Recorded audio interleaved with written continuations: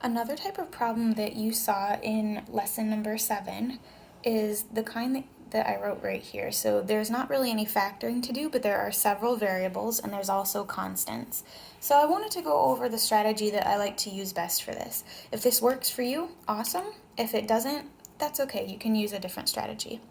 So when we're cross-canceling, you want to try and first reduce in the fraction if you can. So as I'm looking at this first one here, I see that I have an x to the 4th and what would actually be an x to the 1st. So what I'm going to do is I'm actually going to get rid of this and I'm going to change the 4 into a 3. All right, so that's your division property. You had 4 of them up here, 1 of them down there. That would mean that after canceling, there's only 3 of them in the top. Looking at this fraction here, seeing if there's anything I can reduce, I notice that 25 over 10 could be divided by a factor of 5. If you do that, you're going to get 5 over 2. The next thing I would look to do is cross-cancel, but this can get a little bit hairy when you have so many variables going on, and so I'm going to kind of show you what I do. When I go to step 2 and I'm seeing if I can cross-cancel, I actually only do this with the coefficients, meaning the constants that I see here, the 12, 5, 5, and 2. So as I'm looking crossways, I notice I can cancel these 5s. And then I'm also noticing with a 12 on top and a 2 on bottom, I can reduce it to 6 over 1. Now, I don't like to cross-cancel with variables because then you end up kind of crossing out all these little numbers and writing new ones, and you can kind of get lost in your own work.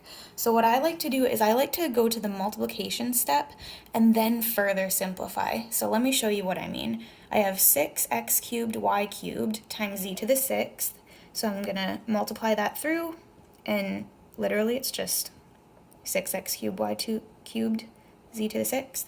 And then in the bottom, I would multiply that across as well. So x to the 1st, y squared z to the 1st. Now I think it's a little bit simpler to start reducing where you can. So this would be like any more reducing. Let's see. Obviously with the 6, there's nothing I can reduce there, but with x cubed over x to the 1st, I can get x squared. Y cubed over y to the 2nd is just y to the 1st, or y. And then this is z to the 5th. That is your final answer there. Let's try a different one. Alrighty, take a look at this example. If you would like to try it on your own, go ahead and pause the video. The first thing I would look at is, can I reduce this fraction just the way it is right now?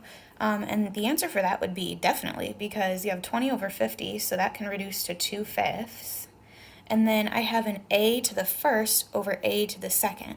So I could get rid of this one in the top and just make the one in the bottom a, or a to the 1st.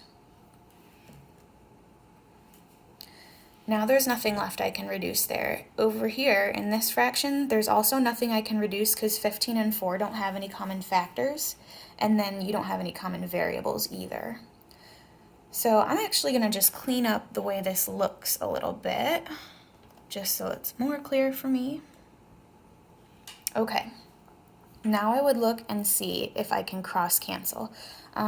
With 15 and 5, I can definitely reduce those so that this would be a 1 and this would be a 3. With 2 and 4, again, this would be a 2 and this would be a 1. So I've reduced all of my constants. Now, like I said, I don't really like to cross-cancel when I have a bunch of variables. I like to multiply it out and then reduce. So you can go ahead and do that. 1 times 3 is just 3. And I would have a squared b cubed c to the 1st. On the bottom, 2, a to the 1st, b to the 1st, c to the 4th. And I could reduce from there. So 3 over 2 is not reducible. That's in simplest terms.